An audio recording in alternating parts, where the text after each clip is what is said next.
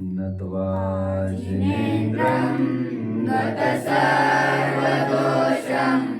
सर्वज्ञदेवं विगतदर्शकं च श्रीजैन सिद्धान्तप्रवेशिकेयं विराजते स्वल्पधियामिताय।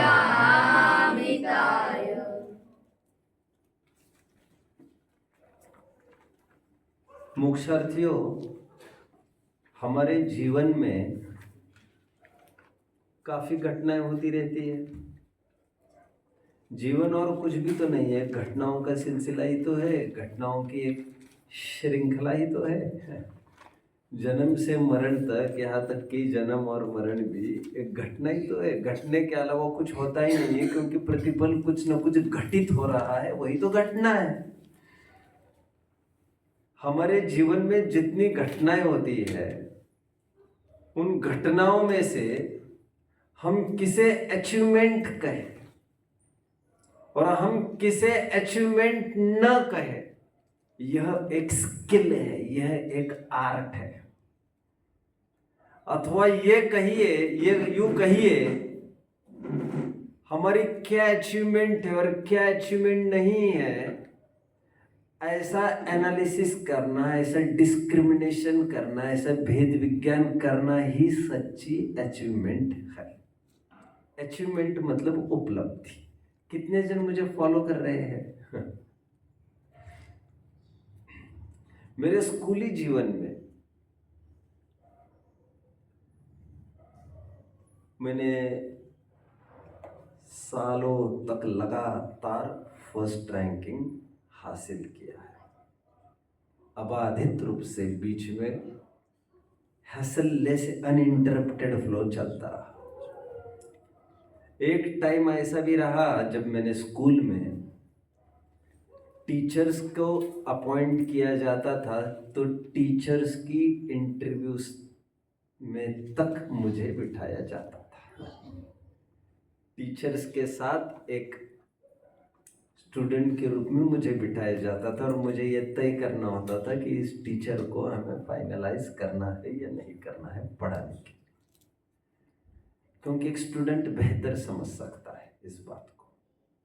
बट ये जितने भी प्रसंग हैं मेरे जीवन के, और भी काफ़ी मुझे रैंकर के रूप में और भी कुछ इनामें मिली होगी, कुछ बात हुई होगी, but I never counted such events as my achievements.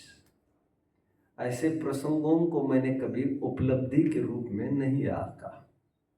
उपलब्धि के रूप में मैंने जो आका, वो मैं आपको यहाँ पर साझा कर रहा हूँ। मुझे याद आता है जब मुझे कोई चीज समझ में नहीं आती थी, I was very studious. School life में मैं बहुत स्टूडियस फेलो था। मैं निरंतर, मतलब स्टूडियस मतलब समझ में आता है ना, पढ़ा निरंतर पढ़ना, निरंतर पढ़ना। वही धुन, वही रात दिन, वही चीज निरंतर। तो मैंने तो पुस्तकें रटी रहती थी मेरी, 10-10, 20-20 पुस्तकें रटी रहती थी मेरी, इवन अभी तक तो कॉलेज लाइफ में। और उसमें बहुत जोर लगाता था, ऐसा कुछ बात नहीं थी खास। बट मुझे याद आता है बच्चों, मैं अचीवमेंट की बात कर रहा हूँ। अचीवमेंट के मेरे वेश प्रसंग है मेरे जीवन के, जब मुझे कुछ चीज़ समझ में नहीं आती थी ना, तो मैं टीचर को कह देता था ये मुझे समझ में नहीं आती, बीच में उठकर। मुझे याद आता है कुछ मेरे डाउट्स ऐसे रहे, और मेरा डाउट है मतलब उसको इग्नोर तो नहीं किया जा सकता था। आम जनों के डाउट्स को तो इग्नोर किया जा सकता था, बट मैं तो I used to stand first in my class. बल्कि आगे पीछे के डिविजन्स में, आगे पीछे की क्लासेस में भी, सीनियर जूनियर्स में भी लगभग मैं ही माना जाता था कि इसका intellectuality is higher compared to the others. तो मेरे डाउट को तो इग्नोर नहीं कर सकते थे वे। मुझे याद आता है मैं अकेले बच्चे ने एक एक डाउट पर टीचर्स के 4-4 घंटे खाए, बच्चों 4-4 घंटे। मुझे योग से ऐसे टीचर्स मिले मेरे लाइफ में। मैं थोड़ा प्रोमिनेंट टीचर्स के रूप में मैं याद करूंगा फिर से मेरे डोमिनिक जोसेफ सर की।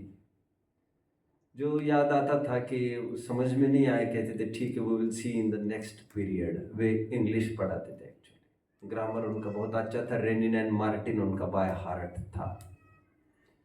तो नेक्स्ट डे जब इंग्लिश का पीरियड होता था तो दरवाजे में ही वे अभी एक कदम भी अंदर नहीं रखते थे तो कहते थे Sachin stand up, your doubt was so and so and you are not trying to understand कि how this thing can be practical. Let I try one more attempt कहकर फिर एक पीरियड को खर्च कर देते थे। बड़े प्रेम से पढ़ाते थे। कसौटी है, टीचर होने बहुत बड़ी कसौटी है। It's not just teaching, it's not just teaching the subjects, it's not just teaching the words, the pages in your syllabus. It's more beyond that and it's all about teaching the entire life. बहुत सारे जीवन में हमें उनसे सीखने मिला। तो दूसरे दिनों को पूरा समझाते थे ऐसा ऐसा है। पूरा पीरियड में भी खड़ा रहता था as a part of respect. मैं कहता था sir I didn't get again, और मुझे नहीं समझा मतलब और किसी को समझ में आए ये बड़ा मुश्किल है, ऐसा सर समझते थे। मैं नहीं समझता हूँ ऐसा। तो सर ऐसा समझते थे कि वे शायद ही कोई समझता होगा तो इसको तो समझना बहुत ज़रूरी है। उन टीचर ने मुझे कभी ये नहीं कहा कि बाद में समझ जाऊँगा। ब्रेक में आना मेरे पास, ऑफ टाइम में आना मेरे पास, अभी पीरियड का टाइम जाएगा, बाकी के बच्चों का समय खराब होगा। अरे गैरों को बोल सकते थे ऐसा, लेकिन मुझे तो नहीं बोल सकते थे। बोलने को तो बोल सकते थे उनको कौन रोक सकता है। बट सेकेंड डे ऑल्सो मुझे समझ में नहीं आया, okay doesn't matter, let's see tomorrow. फिर तीसरे दिन फिर दरवाजे में ही खड़े रहकर सचिन स्टैंड अप। का स्पिरिट, कितना स्पिरिट था उस टीचर्स को, इतनी इज्जत और इतनी रिस्पेक्ट करते थे। और मैं पर्सनली भी बहुत इज्जत करता हूँ जो जिज्ञासु लोग रहते हैं, जो निरंतर काउंटर क्वेश्चन में सजग रहते हैं। ऐसा नहीं माने तो क्या दिक्कत है, ऐसा नहीं माने, उलझुल प्रश्नों की बात नहीं कर रहा हूँ मैं। जो वास्तव में बहुत कंसर्न्ड है, बहुत सिंसियर है, ईमानदारी से लगन से समझ रहे विषय को, उनके जिज्ञासु होना बहुत अच्छा लक्षण होता है।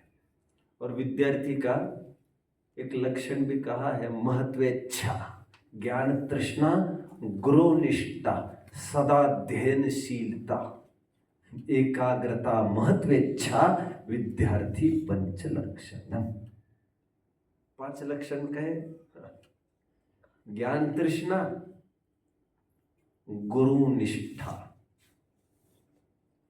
सदा अध्ययनशीलता, एकाग्रता, महत्वेच्छा। व्हाट इज महत्वेच्छा? बीइंग एम्बिशियस, डिजायर, वो भूख निरंतर बनी रहना कि क्या होगा इसका रहस्य, क्या होगा उसका रहस्य, निरंतर वो कुतूहल बुद्धि बनी रहना, चेस करना एक विषय को जब तक उसकी प्राप्ति ना हो। मैं आपको बता दूं बच्चों, रायमल जी एक विद्वान हुए हैं हमारे, रायमल जी, ब्रह्मचारी रायमल जी कहते हैं उनको, साधर्मी भाई रायमल जी कहते हैं उनको। टोडरमल जी के शिष्य हो गए बाद में। उनको किसी ने बोला कि वो कई जनों को एक प्रश्न पूछते थे, उनको हल ही नहीं होता था उसका। वे उनको किसी ने कहा आपको समाधान चाहिए तो टोडरमल जी से मिलना पड़ेगा। वे जयपुर गए, ये 250 वर्ष पहले की बात कर रहा हूं मैं बच्चों, जब आवागमन सरल नहीं हुआ करता था।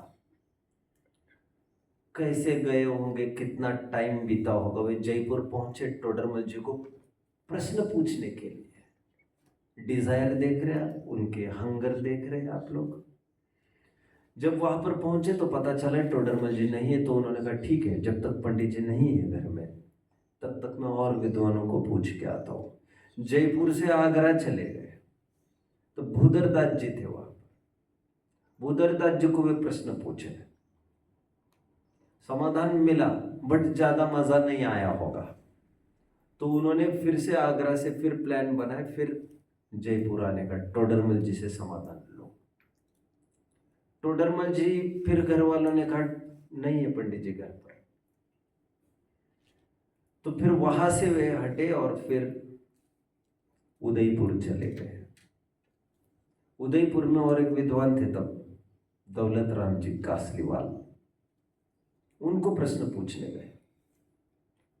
हमें कोई रोग हुआ है तो कितने डॉक्टरों को कंसल्ट कर सकते हैं हम, जितने का तो कोई पार नहीं है, कहाँ जा सकते हैं? आप जहां की कहो वहां जाएंगे। कश्मीर क्या, कन्याकुमारी क्या, देश क्या, विदेश क्या, पाताल क्या और आसमान क्या, सब कुछ एक कर सकते हैं जब हम कंसर्न होते किसी वस्तु को प्राप्त करने के लिए। अब वो गए उदयपुर तो वहां पर शंका समाधान उन्होंने किया ही होगा, बट संतुष्टि उनको स्वाभाविक रूप से ऐसा लग रहा है उतनी हुई नहीं होगी। वो उनको भूख बनी रही। किसकी भूख?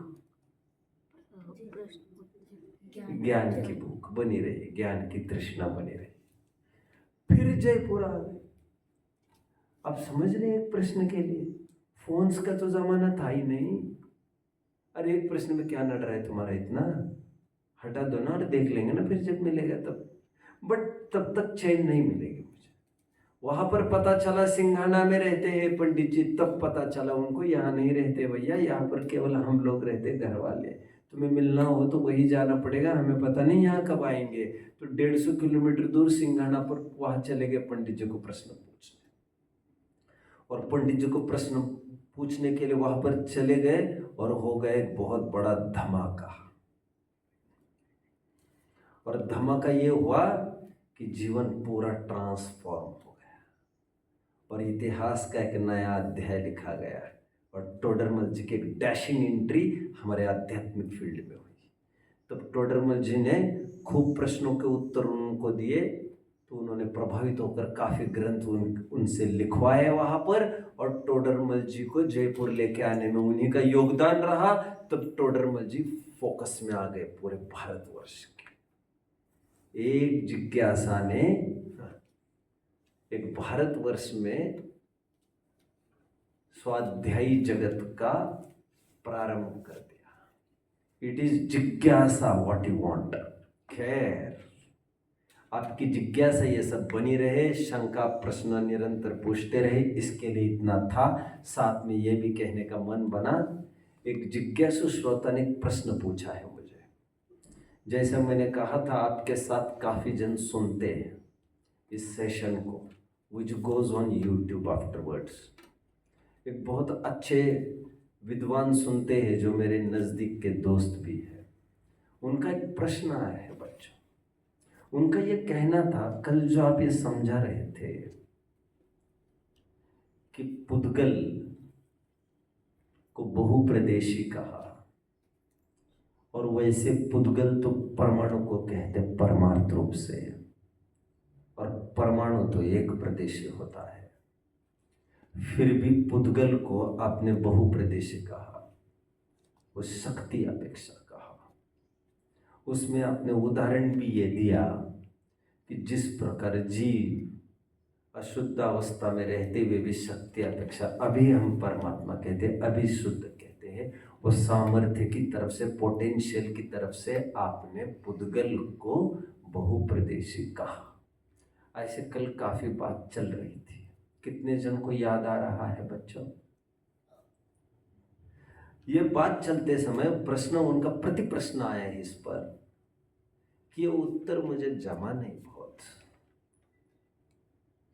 क्यों जमा? इसीलिए नहीं कह रहे वे, क्योंकि द्रव्य के बहुप्रदेशी अथवा एक प्रदेशी होने की चर्चा चल रही है, और द्रव्य मूलतः पुद्गल है। पुद्गल कितने प्रदेशी है में केवल परमाणु कितना प्रदेशी है यही होना चाहिए, स्कंद का पार्ट नहीं होना चाहिए। जैसे हमने कहा धर्म द्रव्य लोक प्रमाण असंख्यात प्रदेशी, तो एक धर्म द्रव्य की ही बात की आपने। जब हमने कहा आकाश अनंत प्रदेशी है तो आपने एक आकाश की ही बात की। जब हमने कहा काल द्रव्य एक प्रदेशी है तो आपने एक काल द्रव्य की बात की। जब पुद्गल की बारी आई तो आप परमाणु की ही तरफ से बोल देते कि वो कितना प्रदेशी है। आप स्कंद की बात क्यों उठाते हैं? आपको परमाणु की तरफ से ही उसको बोलना चाहिए और उसको बहुप्रदेशी करार नहीं देना चाहिए। ऐसा फिर से प्रति प्रश्न आया है। मैंने सोचा फिर से इसके अजमाइश मैं करूंगा। कितने जन इस प्रश्न को समझ रहे हैं? मेरे जो नहीं समझ रहे वे जरा खड़े रहेंगे। सभी बच्चे समझना तो बहुत जरूरी है आपको, और आप मुझे नहीं पूछेंगे तो मैं आपको खड़ा करूंगा। आपको तो मुझे पूछना पड़ेगा जब तक आपको समझ में नहीं आता है। विक्रम बेताल तो सीरियल देखी होगी आप लोगों ने, देखिए सीरियल। कोई ज़रूरत नहीं सीरियल देखने की, मैं आपको बताता हूँ। एक वेताल नाम का भूत था। भूतू बाबा समझते हो ना? वेताल था और एक विक्रमादित्य नाम का एक राजा था। उसको एक जिन्न प्रकट हुआ था कहते थे, और वो उसको कंधे पर चलता था, उसके निरंतर साथ चलता था। वो कहता था बोल मेरे आका क्या चाहिए, यदि तुम मुझे कुछ काम नहीं दोगे तो फिर मैं तुम्हें खत्म कर दूंगा। ऐसा वो करता था। आप समझे? तुम मुझे काम दो तो तुम जिंदा रहोगे, तुम मुझे काम नहीं दोगे तब तो फिर मैं चला जाऊंगा, फिर वो ठीक नहीं होगा तुम्हारे साथ। काम दो, फटाफट काम दो, काम दो, काम दो कहता था। आपको मुझे प्रश्न पूछना जरूरी है, जब तक आपको समझ में नहीं आई आपकी भी तो कुछ जिम्मेदारी है। प्रश्न को रिपीट करना जरा, आप रिपीट करेंगे प्लीज। हाँ, हमने पुद्गल को परमाणु की तरफ से देखा तो हम उसे बहुप्रदेशी कह रहे हैं, और हम अगर स्कंद की तरफ से देखें तो हम उसे एक प्रदेशी क्यों नहीं कह सकते? आप सोच नहीं रहे सोम, सोच नहीं रहे आप। बोलिए। प्रश्न ये था कि पुद्गल ये परमाणु की तरफ से बात हुई, बाकी जो सब द्रव्य अगर धर्म द्रव्य की बात की तो फिर धर्म द्रव्य उसके प्रदेश से ही बात की, तो फिर ये पुद्गल में स्कंद की तरफ से क्यों बात उठाई जा रही है? आपको 2 पॉइंट्स ले लीजिए। अब तो परमाणु की तरफ से बोलते हैं क्योंकि परमाणु ही परमार्थ रूप से पुद्गल है। द्रव्य परमाणु ही है परमार्थ रूप से, स्कंद तो उसकी एक अशुद्ध अवस्था है। वो उसकी बात क्यों करने लग गए? ऐसी बात है। पहले तो मैं लॉजिकली इस बात को सिद्ध करो, सॉरी, पहले तो मैं ग्रंथाधार से इस बात को आज बिठाऊंगा, और फिर उसके बाद मैं लॉजिकली भी 1-2 मिनट कोशिश करूंगा, जितना अवसर है कोशिश करने का।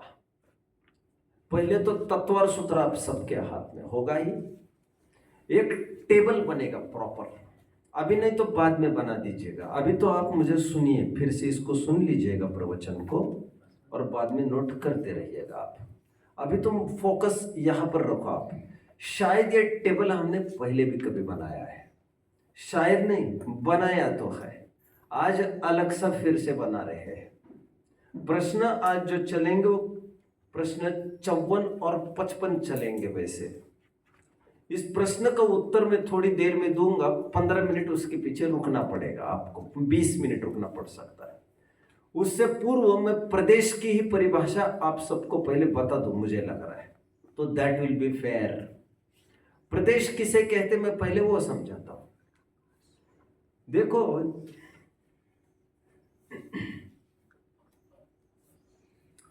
मेजरमेंट के जो यूनिट्स आज विकसित है हमारे बीच में विज्ञान के बहाने, वो निरंतर बदलते जा रहे हैं।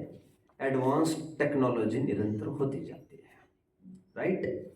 पहले कीपैड वाले फोन हुआ करते थे, फिर टच स्क्रीन वाले आने लग गए। अभी तो कहते टच भी मत करो, बोलो, तुम तो बोलो, काम हो जाएगा। पहले तो ये कहते थे कि आदमी की आवाज आती थी तो बहुत बड़ी बात लगती थी, कह रहे रुक जाओ थोड़ा, फोटो भी आने वाला है थोड़े टाइम में। फिर तो आदमी भी दिखने लग गया सामने। टेक्नोलॉजी निरंतर डेवलप होती रहती है। एक टाइम था, I think it was in 1791 होगा, जब पहली बार ग्रीस में मेजरमेंट के यूनिट के रूप में मीटर की सिद्धि हुई। आप ग्रंथों को रखने के बजाय आप कहीं टेबल पर रख दीजिए और आप शांति से सुनते रहिए मुझे जो कह रहा हूँ, क्योंकि आप लिख तो शायद ही कुछ पाएंगे, देख लीजिए आप, और रख सकते हो हाथ में तो वेल एंड गुड। ठीक है, एक घड़ा उल्टा रखा जाए तो बाकी सब घड़े उल्टे रखे जाते हैं। हमारी एक चूक कितने ही चूकों को आमंत्रण दे देती है। इसलिए पहला एक कदम हमारा सावधानी में बीतना चाहिए, प्रतिपल आपको सावधान रहना है। मीटर की खोज कब निकली मैंने कहा? 1791 में। ये ग्रीस में मेजरमेंट के रूप में पहली बार मीटर बना। आपको क्या लग रहा है, पहले के मीटर चलता था, किलोमीटर चलता था? नहीं नहीं। जैसा काल बदलता रहा वैसे ये यूनिट्स निरंतर बदलते जाते हैं। पहले तो एक टाइम ऐसा था जब मनुष्यों के अंगोपांग को ही आधार बनाकर मेजरमेंट्स हुआ करते थे। आप तो जानते होंगे, आप you are nodding your head positively, आपको स्कूल में भी ये सब पढ़ाया जाता होगा। जैसे बताया जाता था कि जैसे ये 1 फुट हुआ, ऐसा बताया जाता था। 10 फीट हुआ, फिर बताया जाता था डिस्टेंस के रूप में 1 क्यूबिट पढ़ाया गया है आपको यहां से यहां तक। फिर पढ़ाया गया आपको एक स्पैन, यहां से यहां तक का डिस्टेंस। एक हैंड पढ़ाया गया जिसमें आपको यहां से यहां तक का पढ़ाया गया। आपको पाम पढ़ाया गया ये सब। और एक डिजिट के रूप में भी पढ़ाया गया, एक उंगली के रूप में। पोर में भी पढ़ाया जाता था, अंगुल में भी माप हुआ करते थे पहले, इतनी उंगली उतनी उंगली, अंगुल। तो अंगुल मतलब पोर हुआ करती थी। एक अंगुल मतलब इतना पार्ट, 2 अंगुल मतलब इतना पार्ट, 3 अंगुल मतलब इतना पार्ट।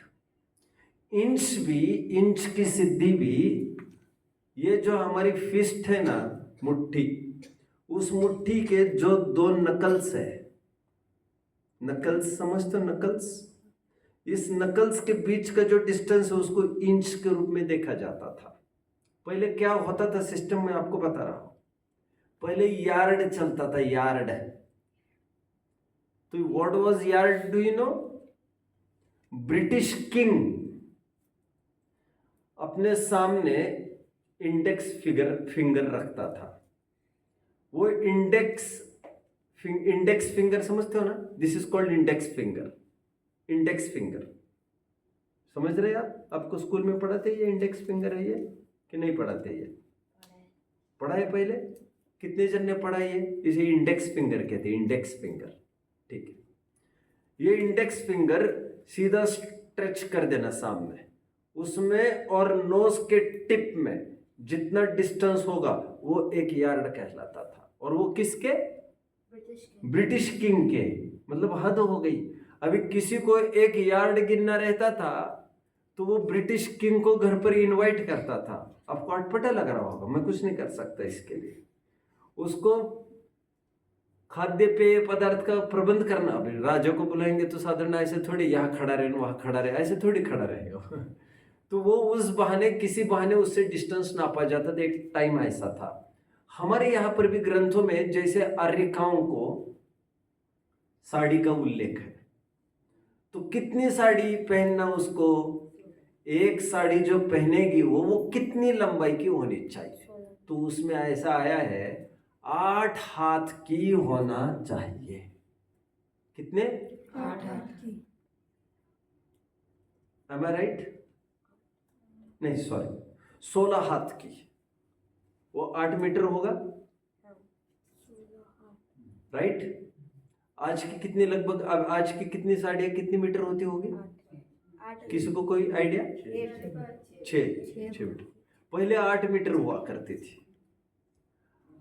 अभी आगे क्या होगा मुझे कुछ नहीं पता। और ये 8 मीटर मतलब 16 हाथ हुआ करता था। मतलब हमारे मूल ग्रंथ पढ़ेंगे आप तो वहां पर मिलेगा साड़ी 16 हाथ प्रमाण होना चाहिए। अभी आपको लगेगा हाथ मतलब किसका हाथ लेना। अब जब प्रसंग आएगा तो मैं विशेष चर्चा करूंगा। आज तो मैं इतना ही कहने वाला हूं आपको।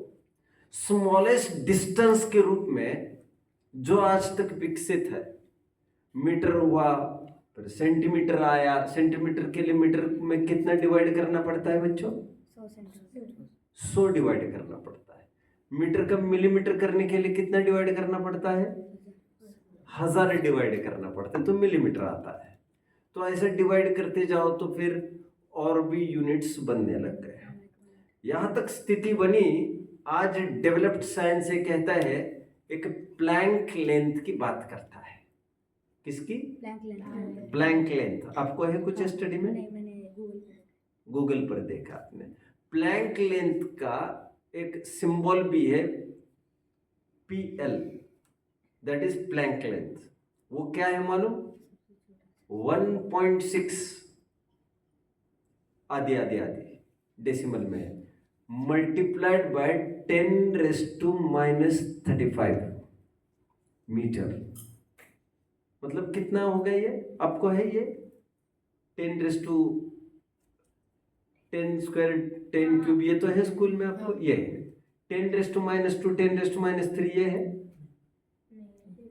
हटो, है आपको? आपको है? कौन से क्लास से है आपको?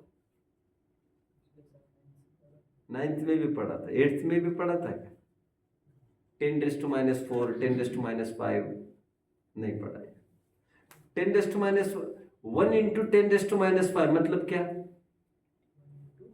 10⁻⁵ मतलब क्या? वही 1 इंटू 10⁻⁵ मतलब क्या? मतलब क्या? आप बोलो 10 को 5 टाइम्स मल्टीप्लाई। 1 इंटू 10⁻⁵ मतलब 1/10⁵। माइनस का प्लस हो जाएगा नीचे, जब रेसिप्रोकल होगा उसका नीचे आएगा तो, राइट। 1 डिवाइडेड बाय 10⁵ मतलब कितना? 1/1,00,000। एक के आगे पास 0 लगाना पड़ेगा। If I am not wrong, मेरा मैथमेटिक्स पर भरोसा नहीं करना, जहां तक हो मैं तो सही बोल रहा हूं, बट मुझे कुछ नहीं पता क्या है, मैं तो अपना काम निकाल रहा हूं। 1/1,00,000 मतलब 1 इंटू 10⁻⁵। और प्लैंक लेंथ क्या बोला जा रहा है? 1.6 समथिंग इंटू 10⁻⁵। कितना छोटा पार्ट हो गया एक का। अब समझ रहे? मतलब 1/10⁵। मतलब एक के आगे कितनी बिंदी लगाने की बात कर रहे हुए? 35। एक के आगे 35 ना कि 36? 36 बोल रहे, मुझे कुछ पता नहीं, मैं तो अनुमान लगा रहा हूं। एक के आगे 35 बिंदी लगाना है आपको। ये डिनोमिनेटर में, डिनोमिनेटर समझते हो? नीचे न्यूमरेटर डिनोमिनेटर है कुछ आपको? अरे हाँ करो ना भाई, कैसे झेलते होंगे टीचर जो पढ़ाने आते हैं आप लोगों को, हैं? मैं तो अपना टाइम निकाल लूंगा 15 मिनट, मेरे तो कहाँ निकलने हैं, मुझे थोड़ी पढ़ाना है। ये सब पढ़ रहे हैं और फिर भी न्यूमरेटर ऊपर को कहते हैं, डिनोमिनेटर नीचे को कहते हैं। हमें मत याद दिलाओ ये सब बातें। लेकिन मैं ये कह रहा हूँ 1 का कौन सा पार्ट की बात कर रही है?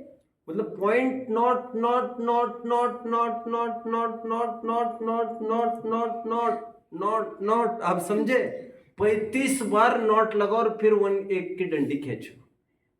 इतना छोटा पार्ट ढूंढ निकाला है मीटर का।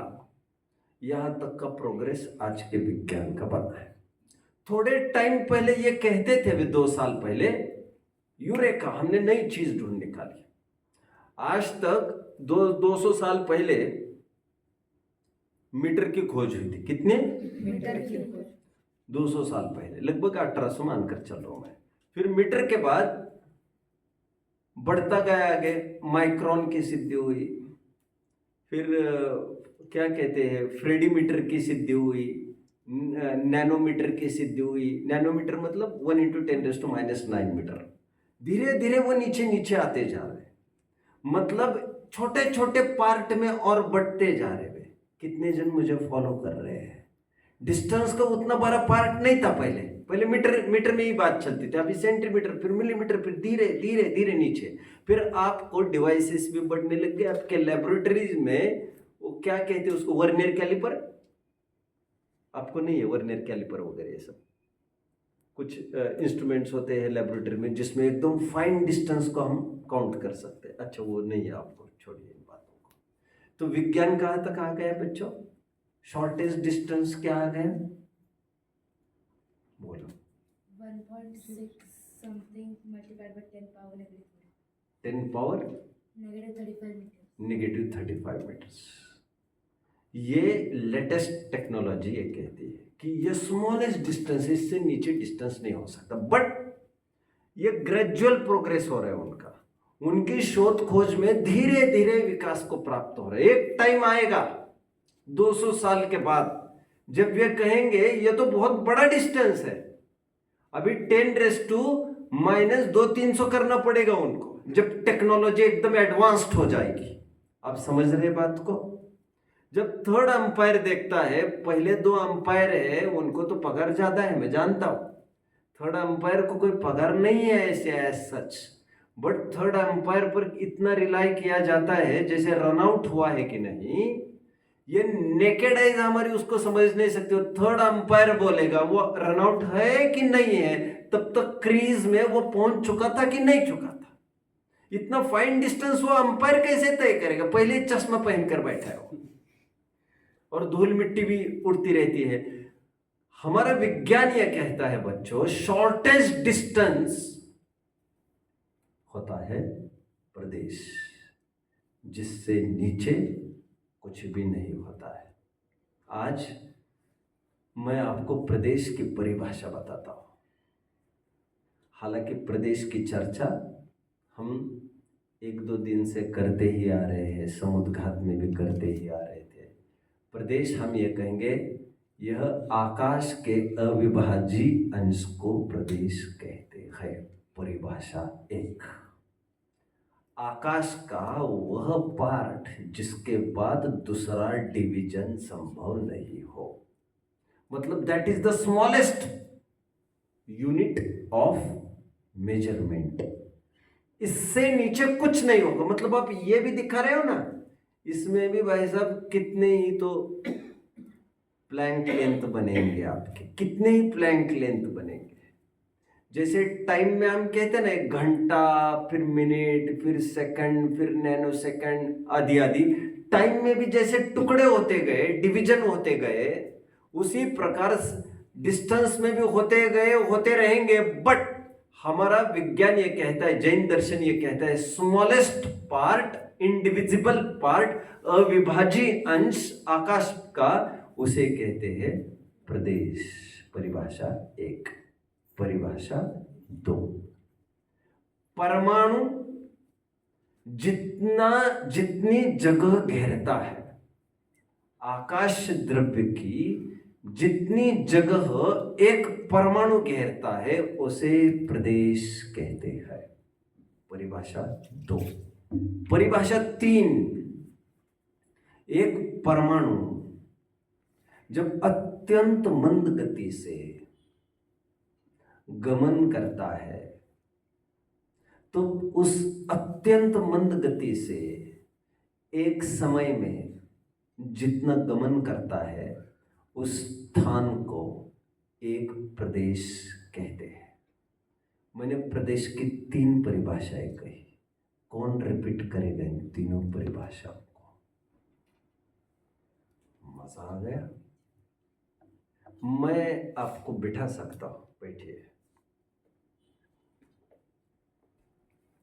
सजग रहना चाहिए, कभी भी कुछ भी पूछा जा सकता है।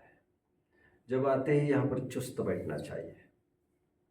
बैठिए, शांति से बैठा, बैठो, पहले सांस ले लो अच्छे से, फिर मैं पूछूंगा तुम्हें। एक आध पॉइंट भी दे दो भैया इसको। 3 परिभाषाएं आपको प्रदेश की बोल के दिखानी है। बोलना।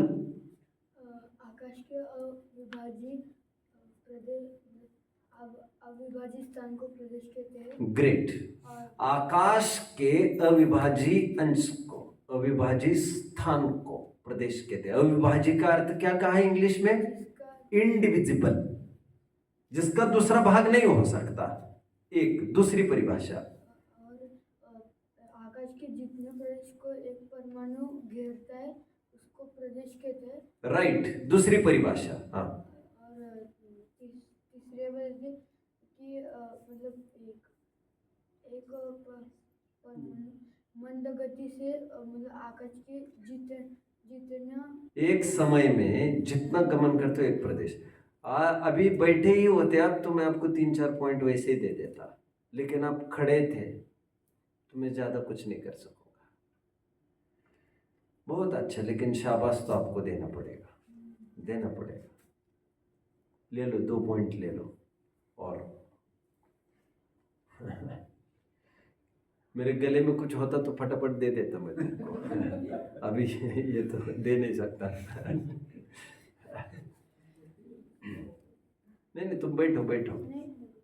हाँ ठीक है, मुझे लगा इतनी सज्जनता क्यों करने लगे। ठीक है, आप बताएंगे तीनों परिभाषाएं? हाँ, क्या क्या? तीसरी परिभाषा बताओगे? हाँ, रिपीट करो भैया सब। हाँ, तीनों ही सुन लो तुम, तीसरे के पीछे मतलब। हाँ, आकाश द्रव्य का वह अंश, अविभाज्य अंश। आपके शब्दों में बोलो, कोई खास बात नहीं। हाँ, अविभाज्य अंश जिसका दूसरा अंश नहीं हो सकता उसे प्रदेश कहते हैं। आप एग्जाम में इतना भी लिखेंगे ना, इंडिविजिबल पार्ट ऑफ आकाश, खत्म, मैं पूरे मार्क्स दे दूंगा आपको। वो है कहते हैं, इससे मुझे कोई मतलब नहीं, मुद्दा आ गया। हाँ, आगे बोलो। जितनी जगह एक परमाणु घेरता है उसे प्रदेश कहते हैं। जितनी 2 3 और एक परमाणु मंद गति से एक समय में, मंदतम गति से, स्लोएस्ट, एकदम स्लोएस्ट पेस में घूमे तो एक समय में जितना वो घूमेगा तो वो होगा एक समय, एक प्रदेश। राइट। इन्हें भी 1 पॉइंट दे दो और इनको बिठा भी दो। बहुत बढ़िया, तीनों परिभाषा एकदम सॉलिड, बढ़िया परिभाषा है। कौन रिपीट करेगा? और करिए। आकाश के अविभाज्य भाग को प्रदेश कहते हैं। राइट। स्पेस का यूनिट समझते हैं ना?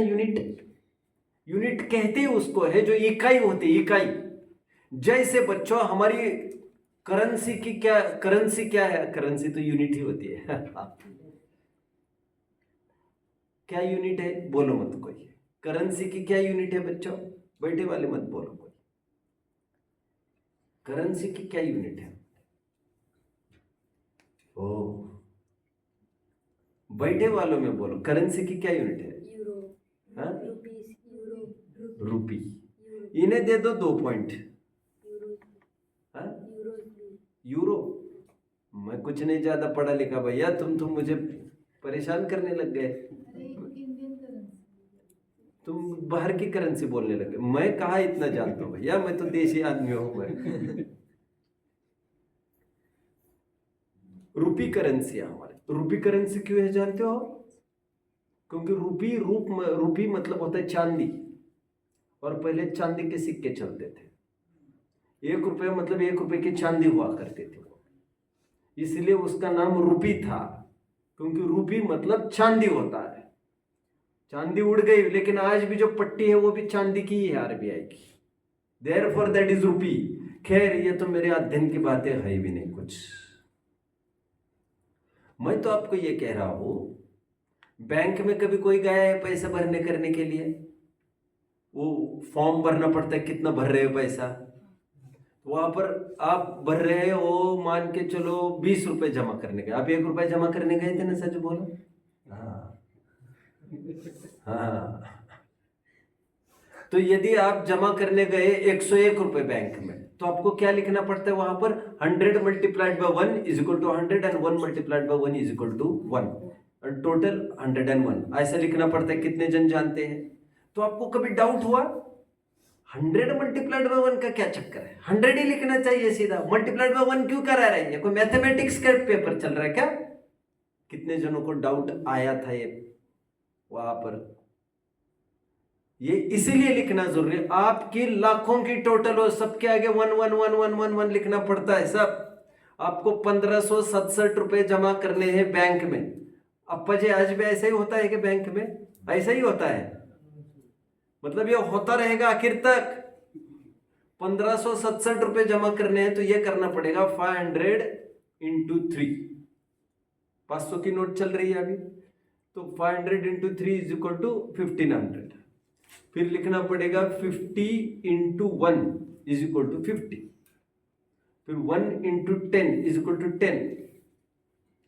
फिर 5 into 1 is equal to 5। 2 into 1 is equal to 2। Right? मैं सही कह रहा हूं? सही। सब जगह मल्टीप्लाइड बाय 1 इसीलिए लिखना है आपको क्योंकि एक ये यूनिट है हमारी, यूनिट। यूनिट से नीचे कुछ नहीं, 1 रुपये के नीचे कुछ नहीं होता। That is the smallest part, smallest. आप लाखों करोड़ों अरबों खरबों की भी बात करोगे आप, वो बढ़ता जाएगा ऊपर का मीटर, बट नीचे का एक यूनिट सेटेड है हमारा और वो है रुपी। That is unit. अब 50 पैसा कहेंगे तब भी पैसा यूनिट नहीं बनेगा, वहां पर आधा रुपया कहना पड़ेगा आपको। हालांकि आधा रुपया कहते ही फिर ये दिक्कत आएगी, वो डिविजिबल तो नहीं रहा, वो फिर करेंसी कहां से आई? इसलिए 50 पैसा वैसा सब खत्म हो गया है ना अभी। क्या है अभी? खत्म कर दो भैया, जमा कर दो फटाफट, चलेगा नहीं अभी इसके बाद वो सब। क्या है? स्मॉलेस्ट रुपी ही स्मॉलेस्ट रहेगा जो करेंसी है हमारी, नहीं तो पैसा करेंसी नहीं हो जाती फिर। ठीक उसी प्रकार डिस्टेंस कैलकुलेट करने में स्मॉलेस्ट यूनिट होता है प्रदेश। प्रदेश 3 परिभाषाएं आपके सामने रखी गई। एक तो आकाश द्रव्य का अविभाज्य अंश जिसका दूसरा टुकड़ा नहीं हो सकता, उसे प्रदेश कहते हैं। एक प्रदेश की दूसरी परिभाषा मैंने कही, एक परमाणु। परमाणु एक प्रदेश ही है ही, उसमें बड़ी बात क्या है? तो परमाणु जितना स्थान घेरेगा आकाश द्रव्य का वो एक प्रदेश है। और तीसरी बात, अत्यंत मंद गति से परमाणु गमन करे एक समय के लिए, तो वह गमन करने का जितना डिस्टेंस वो तय करेगा उस डिस्टेंस को कहते एक प्रदेश। ये 3 परिभाषाएं प्रदेश की हमारे सामने उपलब्ध है। कौन कहेगा खड़े रहने वाला तीनों परिभाषाएं? दीपम धूपम निरूपामीति स्वाहा कहोगे? हाँ, तीनों परिभाषा कहोगे पक्का? चलो तुम बैठ जाओ, तुम कहोगे, तुम नहीं कह पाओगे, फिर भी तुम्हें चांस दे रहा हूं, कहो। आकाश के अविभाज्य अंश को प्रदेश कहते हैं। बहुत बढ़िया। आकाश के स्थान को परमाणु घेरते उसे प्रदेश कहते हैं। ठीक है, मैं जोड़ लूंगा। मेरे तुम रॉ मटेरियल दे दो मुझे, मैं घर पर जाकर जोड़ लूंगा। आप तो बोलो। हाँ, और मंद बुद्धि लोग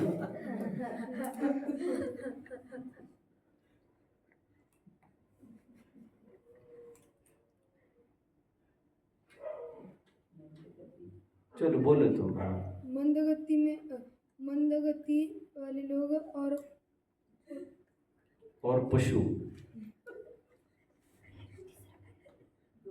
मैं जानता था तुम उत्तर नहीं दोगे। दो तो बताए ना, लेकिन दो तो बताए। मैं जानता था 3 तो नहीं बताओगे आप। आप कहोगे कैसे पहचानते हो आप? यही तो बात है, मंद बुद्धि की और तेज बुद्धि वालों के ही तो अंतर है। कैसे बताऊं मैं आपको? फेस रीडिंग सब पता रहता है भाई। कोई बात नहीं, तीसरी परिभाषा कौन बताएगा इनको? दीपम धूपम निरूपामिति स्वाहा, बोलो। एक परमाणु मतलब एक मंद अत्यंत मंद बुद्धि वाले परमाणु को मतलब परिणमन करने में मंद गति से स्लोएस्ट स्पीड में, स्लोएस्ट पेस में, गति समझ में आते? गति, स्पीड, स्पीड एकदम स्लोएस्ट स्पीड में यदि परमाणु घूमे एक समय के लिए, तो जितना स्पेस वो ट्रैवल करेगा वो स्पेस एक प्रदेश है। ये तीसरी परिभाषा हो गई। कितने जन तीनों परिभाषा बता सकेंगे? अभी तो भैया सबको बताना चाहिए, अभी इतना थोड़ी चलेगा भैया। हाँ, दूसरी समझ समझ में आ रही है। समझा दो भैया इसको तीसरी। दूसरी जो कभी तो मुंह खोल लिया करो यार, ऐसे कैसे काम चलेगा? हाँ, एक परमाणु अरे तीन परिभाषाएं बोल के दिखाओ। आकाश के विभाजित अविभाजित अंग को प्रदेश कहते हैं, अंश को प्रदेश कहते हैं। जिस एक परमाणु जितना चलो ठीक स्थान ठीक। चलिए अब बैठ तो जाइए, अभी सभी बैठ जाओ सभी। मैंने कहा सभी जन बैठ जाओ। आपको कैसा लगा बच्चों? कैसा लगा? कैसा लगा? कैसा लगा आपको? बुरा लगा। आपको कैसा लगा? रहम एक अभिशाप है, रहम वरदान नहीं होता कभी। कंसिडरेशन हो गया ये, लेकिन क्या करें। चलिए एक टेबल फटाफट बनेगा, फटाफट। उस टेबल में एक काम करेंगे बच्चों आप। हाँ, टेबल के दो कॉलम बनेंगे, एक तो द्रव्य, एक तो कितने प्रदेश वाला, दो कॉलम बनेंगे।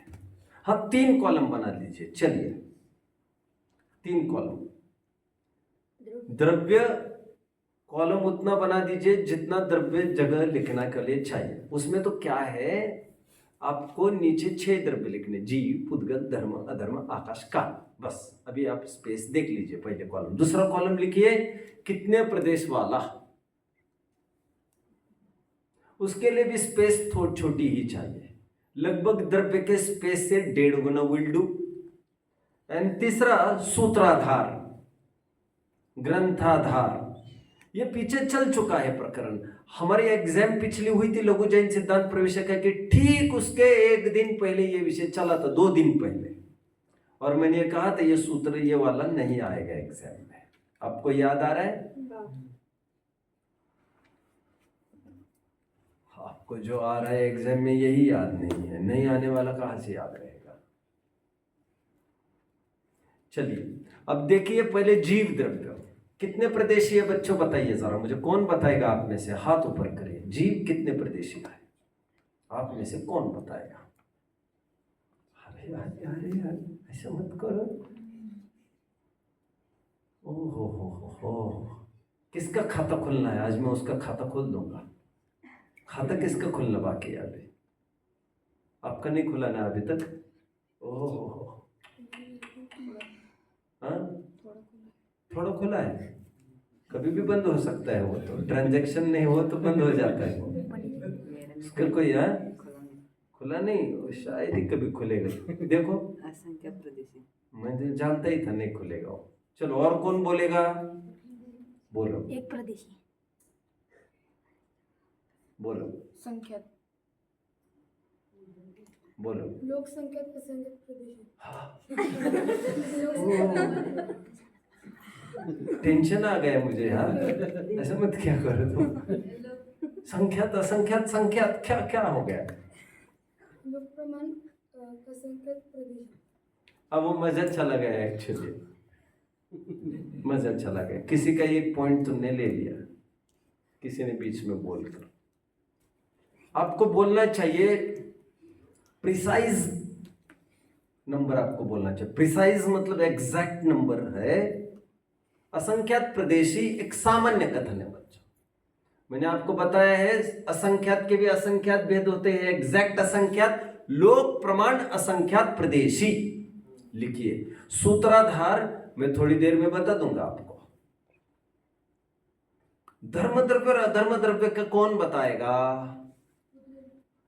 पुद्गल को थोड़ा साइड लाइन किया है, पर्पजली साइड लाइन किया है। धर्म और अधर्म को कौन बताएगा?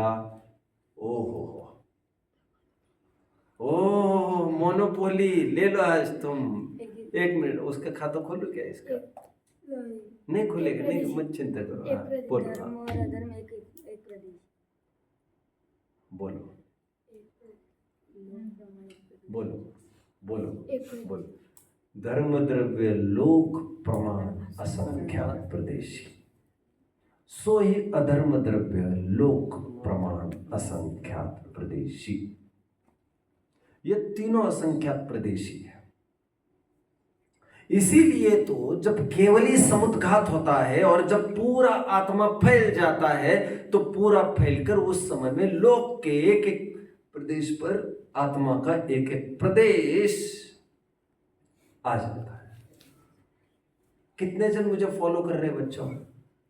आप मुझे कुछ भी प्रश्न पूछ सकते हैं बच्चों, कुछ भी। मैंने ये नहीं कहा है मैं उत्तर दे ही दूंगा, मैं ये कह रहा हूं मैं आजमा लूंगा। अपन दोनों मिलकर कोशिश करेंगे, लेकिन प्रश्न कुछ भी हो पूछ सकते हैं आप। आगे बढ़ता हूं। तीनों के मैं आधारभूत एक ही सूत्र आपके सामने पेश कर रहा हूं। आप क्या पूछ रहे थे? ये बीच में सुना था आपने? ये पूछ रहे थे आप क्या कहते हो उनको? दीदी कहते हो, क्या कहते हो? तो मम्मी जी ये कह रहे थे अभी कि पुद्गल क्यों आपने स्किप कर दिया? मैंने कहा कुछ कारण है, कहा था, याद है? आइए सूत्र देखें। अभी तत्वर सूत्र का सूत्र नंबर आप देखेंगे 5वां ही अध्याय बच्चों, क्योंकि 5वां अध्याय ही अजीब का है। 6 द्रव्यों की विषय वस्तु 5वें अध्याय में। इतना महत्वपूर्ण ये 5वां अध्याय है। इस 5वें अध्याय का सूत्र आपको देखना चाहिए बच्चों।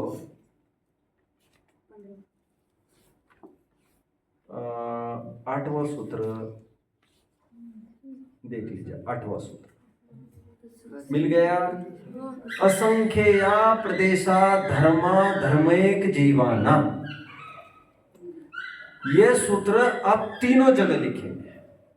ऊपर जीव के सामने लिखिए और धर्म और अधर्म के सामने कॉमनली लिख सकते। कॉमनली क्या सूत्र कह रहे हैं जरा मैं बताता हूं आपको। धर्म द्रव्य असंख्यात प्रदेशी है, अधर्म द्रव्य असंख्यात प्रदेश, और आगे क्या लिख रहे हैं? एक जीवानाम। एक जीवानाम क्यों लिखा? क्यों लिखा ऐसा एक जीवानाम? प्लीज बच्चों जरा, आज कुछ प्रश्न है? ठीक है, फिर आपका टाइम मैं ही ले रहा हूं। मैं 2-5 मिनट फिर मैं ही ले लूंगा। 5 मिनट तो बचेगी। हाँ बोलो।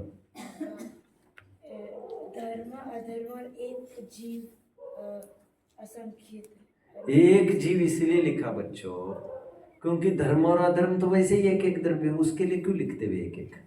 लेकिन जीव तो अनंत है। कोई ये ना समझ बैठे कि सभी जीव मिलके असंख्यात प्रदेशी है। इसलिए बताया गया है कि एक एक जीव असंख्यात प्रदेशी इंडिपेंडेंटली। कितने जन फॉलो कर रहे हैं मुझे? ग्रेट। इसलिए एक विशेषण लगाया, सूत्राधार कंप्लीट। अभी आइए आप लोग सभी आकाश द्रव्य में इजी ले लेता हूं। इसके लिए सूत्र आप देखिए बच्चों। आकाश के लिए आकाशस्यानंता 9वां सूत्र। आकाशस्यानंता, आकाश द्रव्य अनंत प्रदेशी होता है। ये पूर्व में हम देख चुके हैं। बस अब ये धर्माधर्मिक जीवानम ये सूत्र नहीं देखा था, मैं समझता हूं ये आज देख भी लिया हमने। कितने जन फॉलो कर रहे हैं? बढ़िया बढ़िया बढ़िया बढ़िया, बहुत अच्छा बहुत अच्छा। अब बचा अपना पुद्गल और काल, राइट? काल का तो आप लिख लीजिए बच्चों। हाँ बोलो, मैंने बोलो भाई। अनंत। काल का लिख लीजिए एक प्रदेशी, क्योंकि काल को कहते ही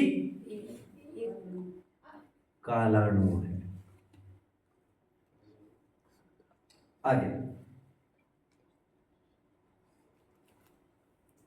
मैं प्रश्न का समाधान ही नहीं कर पाया, लेकिन आज मेरा टाइम इसी में चला गया। लेकिन मैंने सोचा टेबल कंप्लीट किए बिना बात करना ठीक नहीं है, इसलिए पहले 2 प्रश्न ही सेटल कर दिया आज मैंने। कालाणु के लिए कोई सूत्र नहीं है बच्चों, लेकिन इसके लिए सूत्र नहीं है। बोलो। सबके आगे लोक प्रमाण लिखना है। हाँ। एक प्रदेशी लोक प्रमाण एक प्रदेशी। खड़े रहो आप, खड़े तो रहो। अब प्रश्न आकर यहाँ पूछो, मैं उत्तर चाहता हूँ आप लोगों से। पूछिए प्रश्न। हाँ। सब में जैसे अभी आकाश में अनंत प्रदेशी कहा, काल में एक प्रदेशी कहा, तो लोक प्रमाण एक प्रदेशी कहना है। प्रश्न कितने जन समझ रहे हैं? जैसे काल का भी पंडित जी ने बोला कि अनंत प्रदेशी है, तो उसे लोक प्रमाण अनंत प्रदेशी कहना है कि कैसे? ये उत्तर देंगे अभय जी। आइए अभय जी, आप आइए आगे। आइए पधारिए, बोलिए। हाँ या हाँ देखो। हाँ जो धर्म अधर्म और वही लोक प्रमाण संगत प्रदेशी, और जो आकाश मतलब सभी तरफ फैला है वो लोक प्रमाण नहीं है। A big hand to Abhay ji. ताली नहीं बजाना है। Very big hand, very big big hand. आ जाए ऊंट पहाड़ के नीचे। ओहो, समझ में आया? इतना बेसिक पूछा आपने। लोक प्रमाण अनंत प्रदेशी कैसे हो सकता है? लोक क्या अनंत प्रदेशी है क्या? लोक प्रमाण एक प्रदेशी कैसे हो सकता है? लोक है ही असंख्यात प्रदेशी दादा, समझ में आ रहा है? इसलिए लोक प्रमाण लगाया जाता है। असंख्यात कौन सा स्पेसिफिक असंख्यात, इसलिए लोक प्रमाण असंख्यात लगाया जाता है। चाहे जहां लोक प्रमाण थोड़ी लगाएंगे। समझ में आया? चलो मजा आ गया, बैठो। इनको 2 प्रदेश दे दो भैया, 2 पॉइंट दे दो इनको। सॉरी। हाँ, आप सबसे आगे चल रहे हैं क्या फिलहाल? अभी सबसे आगे आ गए क्या ये? बहुत अच्छा, बहुत अच्छा। मजा आ गया, मजा आ गया, मजा आ गया। उम्र का कोई तकाजा नहीं होता, इसका प्रमाण सामने खड़ा है। बहुत बढ़िया। चलिए, अभी केवल पुद्गल रहा, उसे कंप्लीट करता हूं। पुद्गल कितने प्रदेशी? मैंने आपको बताया तो कौन बताएगा? थोड़ी सांस लो पहले, क्योंकि चूकने तो सब गड्ढे ही में गिरने वाले। तो थोड़ा थोड़ा देखो पहले और फिर गिरो, कि वैसे ही गिरना है। बोल मुख, बोलो दीपम।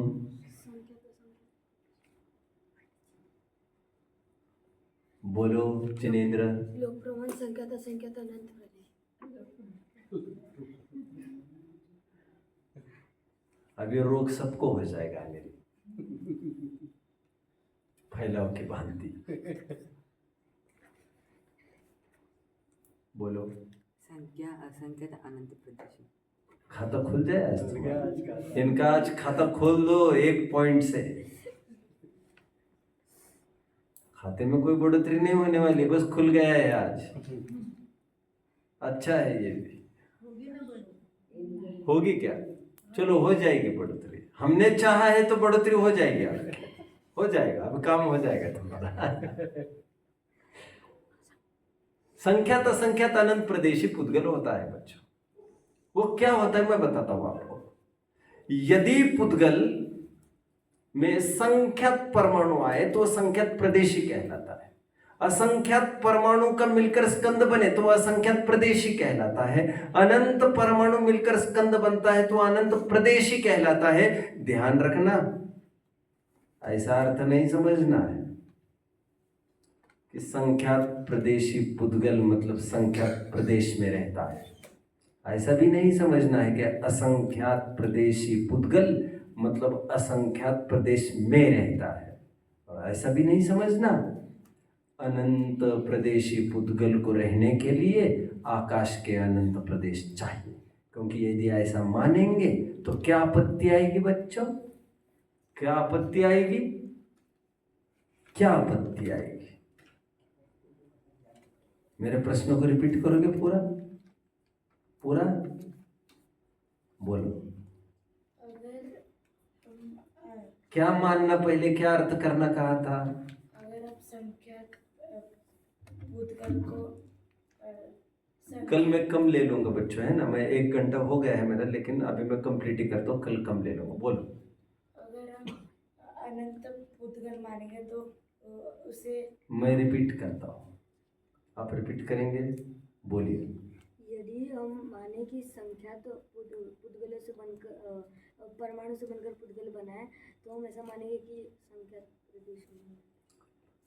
जब हम पुद्गल को संख्यात प्रदेशी कहते हैं, उसका अर्थ ही इतना ही है कि संख्यात परमाणु से मिलकर स्कंद बना है। जब हम पुद्गल को असंख्यात प्रदेशी कहते हैं तो उसका मतलब केवल इतना ही है कि असंख्यात परमाणु मिलकर उसका क्लस्टर होकर वो एक स्कंद बना है। जब हम अनंत प्रदेशी पुद्गल कहते हैं तो उसका मतलब इतना ही है कि अनंत परमाणु इकट्ठा हुए और स्कंद बना है। इतना ही अर्थ है। ऐसा अर्थ नहीं है कि संख्यात प्रदेशी पुद्गल मतलब वो संख्यात प्रदेश में रहता हो।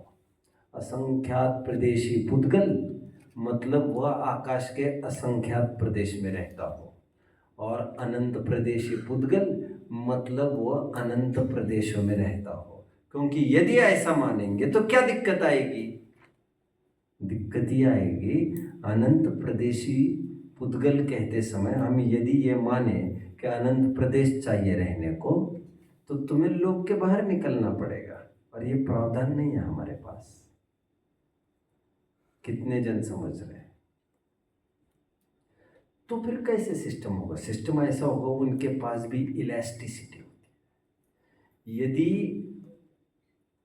योग होगा, मैं चाहे तो नहीं कह सकता, यदि योग होगा उनको तो अनंत परमाणुओं का स्कंध एक प्रदेश में बन सकता है। एक परमाणु भी एक प्रदेश में, और अनंत परमाणुओं का स्कंध भी एक प्रदेश में। जी हाँ, इतनी इलास्टिसिटी उसमें होती है, संकोच विस्तार जैसा। समझ रहे? इतनी इलास्टिसिटी तो जीव में भी नहीं। क्या कहा? जीव में भी नहीं है इलास्टिसिटी। मैं इलास्टिसिटी की बात कल करने वाला हूँ विशेष। बोलो। भूतकाल को बहुप्रदेशी भी कहते हैं। बहुप्रदेशी केवल पुद्गल को ही थोड़ी कहेंगे हम। जीव को, पुद्गल को, धर्म को, अधर्म को, राक्षस को कहेंगे। समझ में आया? लेकिन बहुप्रदेशी में भी एग्जैक्टली क्या, उसके लिए टेबल खोला है आज। सामान्य कथन हो गए बहुप्रदेशी, बट विशेष कथन में बताना पड़ेगा ना बहु मतलब कितना। कुछ समझ रहे हैं मेरी बात को? उसके लिए सूत्र लिखेंगे आप, 2 सूत्र लिखेंगे आज। संख्या संख्याश्च, कौन सा सूत्र है ये? 10वां सूत्र। संख्या संख्याश्च पुद्गला नाम, जिसका अर्थ क्या है? संख्यात, असंख्यात और च मतलब पूर्व सूत्र में अनंत शब्द है, वहां से अनंत उठाया। इस प्रकार तीनों प्रकार की संभावना है। और आगे का भी सूत्र लिख लीजिए, 11वां नाणो। ये कौन सा सूत्र है? ये सूत्र ये कहता है अणु के कोई प्रदेश नहीं होते। ऊपर जो हमने पुद्गल के संख्यात असंख्यात प्रदेशी लिखे वो स्कंद की अपेक्षा कथन है, आपको वहां पर स्कंद लिखना चाहिए ब्रैकेट में। और जो नीचे आप फिर पुद्गल लिखेंगे वहां पर आपको परमाणु लिखना चाहिए, और वहां पर एक प्रदेशी लिखना चाहिए उसके आगे, और उसके आगे नाणो लिखना चाहिए। अणु नहीं होते, अणु के प्रदेश नहीं होते। प्रदेश नहीं होते मतलब नहीं होते ऐसा नहीं, क्योंकि प्रदेश ना हो तो द्रव्य ही नहीं रहेगा। प्रदेश नहीं होना का तात्पर्य यहाँ पर एक प्रदेश है। ऐसा एक ट्रेंड है एक को नहीं कहने का निग्लेक्ट किया जाता है। ये ट्रेंड है। फिर कभी विशेष चर्चा करूंगा एक को क्यों निग्लेक्ट किया जाता है। हाँ, तो कल परसों देख लेंगे। आज के लिए बस 2 ही प्रश्न पूरे कर पाए टेक्स्ट के। जो शंकाकार का प्रश्न है वो तो आज पूरा नहीं कर पाया, कल उसको पूरा करके आगामी 3 प्रश्न को भी पूरा करने का विचार है कल। Let's see what happens. ओम नमः।